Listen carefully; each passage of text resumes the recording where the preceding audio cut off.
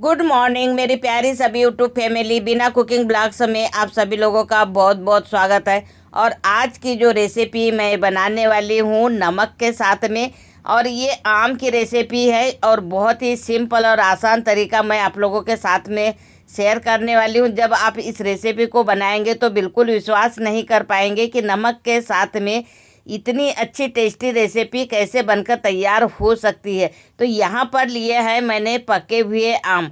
आम आप कोई भी ले सकते हो, बस हमारे आम पके होना चाहिए। क्वांटिटी भी आप एक दो के जगह एक भी कर सकते हैं और तीन भी कर सकते हैं।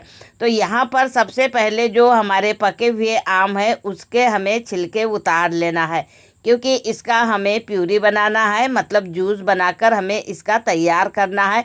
तो सबसे पहले हमें छिलके उतार लेना है, और छिलके उतारने के बाद में जो हमारे आम का गूदा होता है, मतलब आम का जैसे हमें जूस बनाना है, तो इसे हमें सबसे पहले तो क्या करना है कि छिलके उतार कर एक साइड में कर देना है, और इस तरीके से चाकू से ही हमें सारे गूदे को निकाल कर एक प्लेट में तैयार कर लेना है।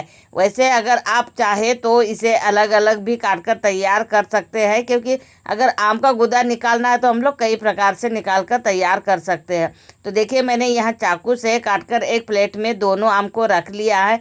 अब मिक्सर का जार लेना है, और मिक्सर के जार में सारे कटे हुए आम को हमें डाल देना है। चुटकी भर हमें नमक डाल देना है, और 2 इलायची डाल देना है, 1 कटोरी शक्कर डाल देना है। साथ में डालने के बाद में इसका हमें अच्छे से पेस्ट बनाकर तैयार कर लेना है। अब इसमें पानी वगैरह हमें कुछ भी डालने की ज़रूरत नहीं है, डायरेक्ट हमें मिक्सर के जार में पीस लेना है, ताकि हमारी शक्कर, इलायची और नमक अच्छे से मिक्स हो सके। तो ये देखिए मिक्स होने के बाद में हमें एक कटोरे में निकाल लेना है। फिर 2 चम्मच हमें लेना है घी। घी के जगह आप तेल का भी उपयोग कर सकते हैं, लेकिन मैंने यहाँ पर घी डाला है। तो 2 चम्मच घी डालकर हमें इसे अच्छे से मिक्स कर लेना है। जैसे ही हमारा घी मिक्स हो जाएगा उसके बाद में इसमें सूजी, आटा या फिर आप मैदा, कोई भी तीनों में से एक चीज़ डालकर इसे मिक्स कर सकते हैं। तो 1 कटोरी मैंने यहाँ पर मैदा डाला हुआ है। सूजी मेरे पास में नहीं थी और आटा मुझे डालना नहीं था, इसलिए मैंने मैदा ही डाल लिया है और अच्छे से इसे मिक्स कर लिया है।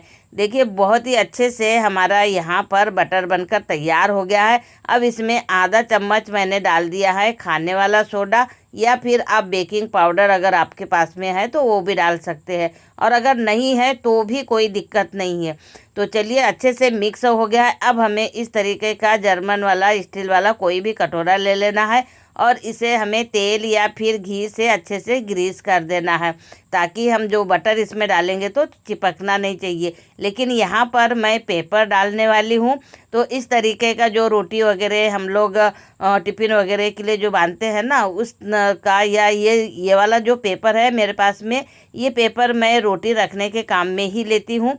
इसलिए मैंने इसी पेपर को नाप के अनुसार काट लिया है और इसे डिब्बे में डाल दिया है। डालने के बाद में इसे मुझे और ग्रीस करना है, तो तेल या फिर घी से, जिससे भी अगर आपको करना है आप उससे ग्रीस कर लीजिए। और फिर जो हमने पेस्ट बनाकर यहाँ आम का तैयार किया है उसे हमें इसमें पूरा डाल देना है, और अच्छे से चारों तरफ मतलब फैला देना है, और पूरा एक जैसे बराबर कर लेना है। मतलब कुछ ऐसा हमें डीप कर लेना है ताकि चारों तरफ से अच्छे से फैल कर रेडी हो जाए। तो ये देखिए बहुत ही अच्छे तरीके से हमने यहाँ चारों तरफ मतलब फैला दिया है। अब इसमें कुछ हमें ड्राई फ्रूट्स डालना है। तो मैंने यहाँ किशमिश लिया है, बादाम और काजू। नहीं है तो भी कोई दिक्कत नहीं है, और अगर है तो आप आराम से डाल सकते हैं। कुछ मैंने पिस्ते के भी टुकड़े डाल दिए हैं, 3 से 4 पिस्ता डाल दिए हैं। और ये देखिए बहुत ही अच्छे तरीके से यहाँ हमारा बनकर हो गया है मतलब बटर तैयार, पूरा परफेक्ट। अब हमें चलना है सीधे गैस के पास में। अब गैस पे हमें रख देना है तवा, और तवे पे हमें डाल देना है 1 कटोरी नमक। नमक को डालने के बाद में इसे हमें ढक कर छोड़ देना है 2 से 3 मिनट के लिए, ताकि हमारा नमक अच्छे से गर्म हो जाए। तो ये नमक हमारा गर्म हो गया है। उसके बाद में हमें एक जाली रख देना है और उस पर हमें इस तरीके का कटोरा रख देना है और ढक देना है। ढकने के बाद में इसे 45 से 50 मिनट तक कम आंच पे हमें पकने देना है। तो मैंने लगभग 55 मिनट पकने दिया था और उसके बाद में ये देखिए बहुत ही अच्छे तरीके से यहाँ पर हमारी रेसिपी बनकर तैयार हो गई है। लेकिन अब हम सोचेंगे कि भाई इसे मतलब आसानी से निकल सकता है नहीं, तो बहुत ही आसानी से निकल जाएगा। बस प्लेट को ऊपर रखना है और पलटी कर देना है। बिल्कुल भी टूटेगा नहीं, कहीं कच्चा नहीं रहेगा, कुछ भी नहीं रहेगा, क्योंकि मैंने 55 मिनट इसे कम आंच पे पकाया। बहुत ही टेस्टी बनकर तैयार हुआ है। वाओ, इतना अच्छा कलर आया है इसका कि आप बिल्कुल भी विश्वास नहीं कर पाएंगे। बस इसे अब हमें आसानी से हाथ से ही पलटी कर लेना है और पलटी करने के बाद में अब हमें इसकी कर देना है कटिंग मतलब ये हमारा हो गया है बनकर तैयार केक, आम का केक।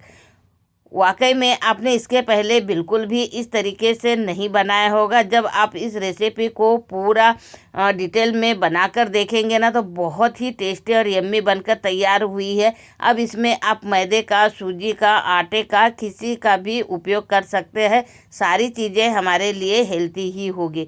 तो ये देखिए बहुत ही अच्छे से छोटे छोटे पीसेस मैंने काट कर यहाँ पर तैयार कर लिए हैं। तो दोस्तों, आप लोगों को मेरी ये केक बनाने की रेसिपी आम की कैसे लगी कमेंट करके ज़रूर बताइए, और पसंद आई हो तो अपने दोस्तों को ज़रूर शेयर कीजिए।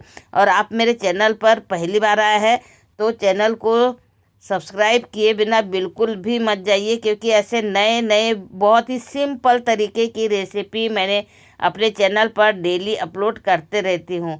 तो चलिए मिलते हैं नेक्स्ट रेसिपी के साथ में। Thank you, bye bye.